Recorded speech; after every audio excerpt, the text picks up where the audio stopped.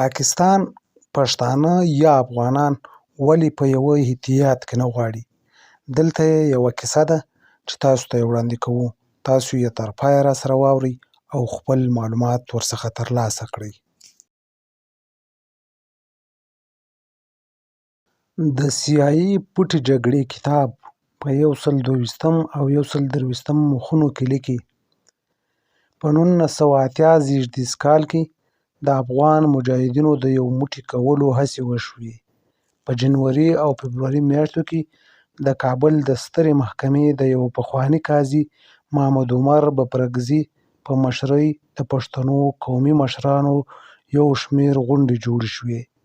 د مۍ پر 11مه یې پېښور ته نږدې یوه پوځي شورا راوبلله چې په هغو کې د افغانستان له هر ګوټ څخه د پښتنو او غیر پښتنو قومونو 914 تنو برخه درلوده.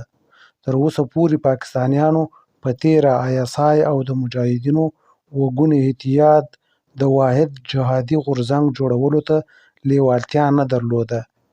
دغې پوځي شورا چې د افغانستان د ټولو قومونو استازي پکې شامل وو، دا غوښتنه وکړه چې یو سیاسي او د قوماندې مرکز جوړ شي. وروسته به د جلا وطن حکومت جوړېدو ته زمینه برابره شي. د خطر زنګ ووهل شو. پوځي شورا یو 100 کسیزه قومي کمیسیون جوړ کړ چې یو 50 غړي یې د ولایاتو دننه استازیو او 49 یې په پاکستان کې دننه مشرانو څخه وټاکل چې د وګوني اتحاد له غړو څخه به غوره کېدل. دوی غوښتنه وکړه چې د جګړې قوماندانان به تر دې وروسته د قومي مشرانو لخوا غوره کېږي.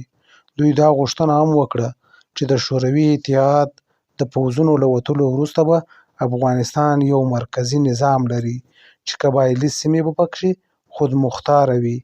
دې جرګې توندلاري نظریات رد کړل او د یوه اسلامي نظام غوښتنه یې وکړه چې فکري او عقیدوي اختلافونه پکې نه وي او بهرنۍ پالیسي به یې بېطرفه ساتل وي.